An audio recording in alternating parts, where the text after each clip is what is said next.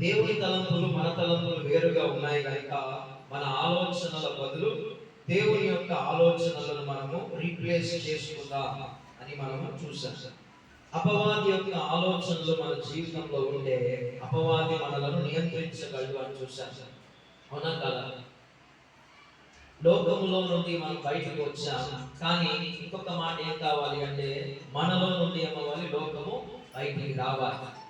ఇశ్రాయేలు ప్రజలు ఐగుప్తులో నుండి బయటికి వచ్చారు, కానీ ఐగుప్తు వారిలో నుండి బయటికి రాలేదు. అందుచేతనే మన దారి మధ్యలో ఏమైంది? వారు వెనుతిరిగారు. అలానే మనము కూడా లోకములో నుండి బయటికి వచ్చాము.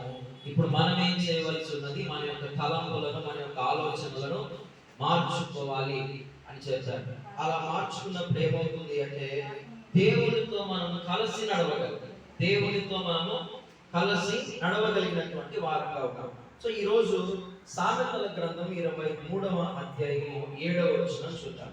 తెలుగు బైబిల్లో చాలా వ్యత్యాసంగా ఇచ్చాడు, కానీ ఇంగ్లీష్ బైబిల్ ఎలా ఉందో నేను చెప్తాను. సామెతల గ్రంథము 23వ అధ్యాయం 7వ వచనం. ఇంగ్లీష్ ఎలా ఉన్నది అంటే, as a man thinketh in his heart, so is he. As a man thinks in his heart, so is he.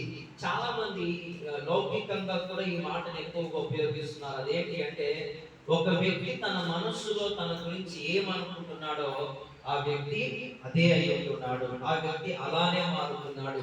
నేను ఫలానా వ్యక్తిని అని మనస్సులో కనుక ఆ వ్యక్తి నమ్మితే బాహ్యంగా కూడా అదే విధంగానే ఉంటాడు. నా దగ్గర ఫలాన్ని ఉన్నది అని కనుక నమ్మితే రేపు పొద్దున దాన్నే కలిగి ఉంటాడు. నేను ఫలాన్ని చేయగలను అని నమ్మగలిగితే మనస్సులో అదేమవుతుంది? ఖచ్చితంగా చేయగలరు రేపు పొద్దున.